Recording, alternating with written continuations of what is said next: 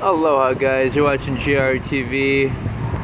Nice Porsche F-Type there, Jaguar convertible, looks good. So UBI, right? 100 years ago we had, what did we have? Farmers doing a lot of stuff. And now a lot of machines are able to provide for us everything we need food-wise. And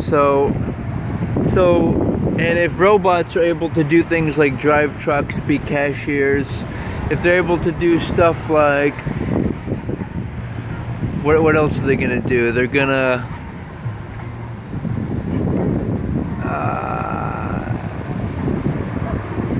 just whatever they're gonna do. Then what happens is the money gets given to the company, like the executives at the company and the shareholders, instead of, like, for example, the robots cost an initial price to operate and purchase, and then all the further profit in the next, if the robots are paid off in 10 years, then in the remainder of, let's say the robots can last 100 years, then that other 80 years, everyone's gonna be able to, they're gonna be able to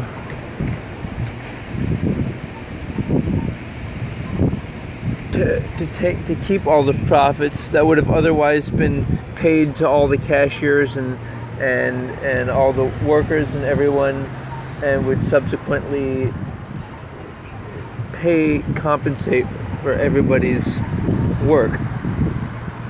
And so we just need to think about, like, this is going to be different, if it's also a question of what we consume, right?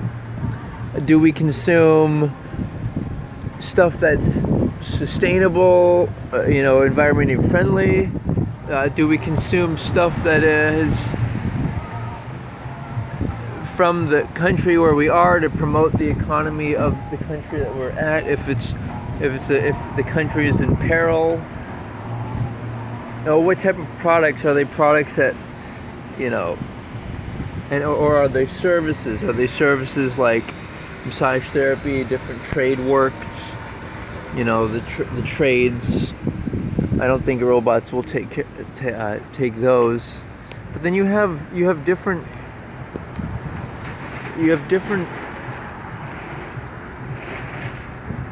industries fading in and out. Like, what happens if, for example, with Corona, I don't know how much tour. I think Corona will be done soon. But for example, look at how it affected tourism and the restaurants industry, and also other things that you wouldn't think of, like the cruise lines, like obviously travel and the hotels as well. So we got to be conscious of these things. But here's the thing, guys: universal basic income, what it would do is, it would allow people who they make,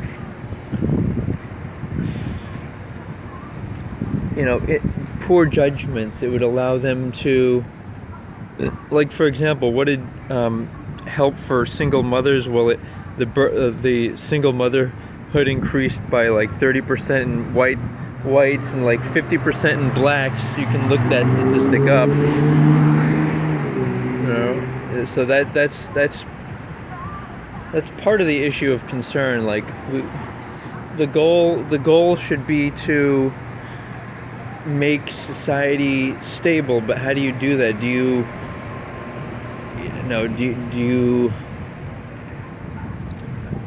tell people that they have to do something or have to spend the money in a certain fashion?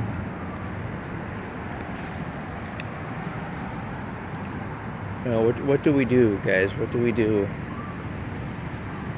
Like, this is important. It's important that we get this right so that we can have a peaceful world. And then what about real estate? Like, well, everyone just start charging, for example, $500 more because everyone's getting $1,000 a month. Like, it's really hard to say. Like, so basically what's being proposed is people are going to be paying their taxes, then the government's going to take that money that they paid, then the government's going to decide to give it to everybody equally. And it's a lot of money. It's like way more taxes than anyone's been paying historically, $1,000 a month. And then there's the counter argument that, well, that would eliminate social services, care for the older. Like, when I'm older, I don't want people to care for me. I want to humanely suicide and reincarnate. You know, and that older care is like a major industry. Same goes with big pharma. Like, that's why I don't think it's fair that employers need to be forced to pay medical. Like, what if people don't like or approve of medical, the way the industry works? And that's part of the problem, is the middleman of big pharma and all the fancy medical systems they have. Like, I can understand wanting to have the best of things, but it's like, is that such a great thing to, you know, like, why does a C-section cost, I think it's like $30,000-$40,000. By the way, I think women should have more C-sections. That way the vagina is able to not be, obviously it's very stressful experience, you know what I mean?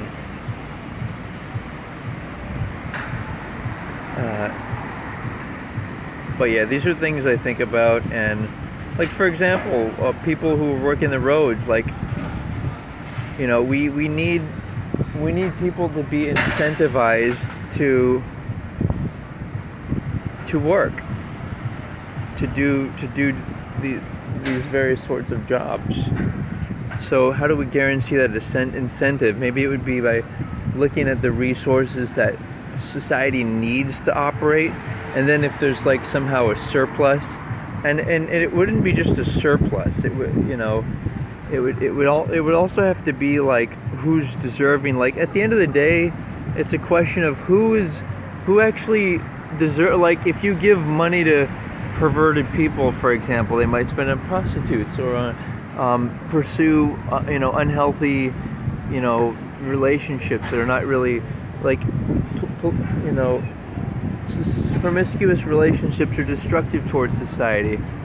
And I hate to say this, but also even dogs. There's like 1 million dog attacks a year. Like, we have to be careful, especially with the more aggressive breeds. Obviously, a lot of dogs are very happy and friendly, but we need to make sure that they wouldn't attack, like, for example, your little kid in that, or other people's kids. So all things about how people should be allowed to spend their money, and giving that 1,000, or even if it's just 500, that still enables people to, you know, it enables them to get more of what they. So that's why I still think that government grants and loans and all these different things, student loans, all this different stuff, that's really the solution. And making colleges more efficient, for example, not wasting time with miscellaneous information like whatever they're called, the first 2 supplemental years of education. Just get right into the field that the person's in, the whatever STEM field, or maybe they're learning the trades or whatever it is. But yeah, I think the government already has this all divvied out. And if you haven't seen it, click below. I have this great look into, and obviously Andrew Yang, right? I'll include 2 links: Joe Rogan with Andrew Yang, and another person with some Andrew Yang concepts about this way of electing politics. Because remember, everything starts at the top. Like, we want to make sure the top is good, it's positive in society, and then proceed from there in terms of, you know. All right, guys. Thanks for listening. These are my concerns about UBI, and if it was gonna work, well, by the way, check out the rainbow out here. This is really nice. If it was gonna work, okay, I would want to do it, but I'm just concerned that people actually what happens to here's my final thought. It should be tested out. So like, for example, when everyone got their $1,200 checks, that was the highest like spike in like spending, what do you call it, random spending, you know, like shopping. And that's a problem, because that means a lot of people didn't save it. I'll admit I didn't save it, but I can afford not to. Some people can't afford. Like, really, at the end of the day, it's how much can you afford? Like, I may live very inexpensively, live outside and stuff, but guess what? Newsflash. I'm wanting to create for myself for a great self, so that I can one day have a family and one day live a good life. But it takes 10 years to do that. You know, people who are millionaires, they work a lot. And so to propose UBI and propose that more and more restrictions on employers, like, why would you hate these rich people? They're rich because they gave so much value to society, so many goods and services. And admittedly, Amazon may, you know, there may be certain extremes which it's unfair. People are using robots, but if somebody invested their money in robots, it's like, I don't know. We have to let the market decide. Like, people need to think about it. Do you want to pay a robot, you know, at Amazon to sort boxes of stuff, or do you want to actually shop at a retail store, local store, and promote like a chain, promote the atmosphere, or do you just want to like pick, you know, a nice pair of shoes up at the mailbox, you know what I mean? Or do you want to have the sales experience? Same goes with car buying and different things, you know, things for us to consider, right? And you know, at the end of the day, guys, it's supply and demand. Whatever happens, I don't want to mess that up. I don't want there to be a complication of, well, you know, you know, are people, you know, what does the market say? What does the market dictate? Does the market dictate, all right, we cancel Starbucks because caffeine's unhealthy? Do we cancel McDonald's because it's garbage food? Do we cancel Victoria's Secret because, you know, it's really not essential stuff?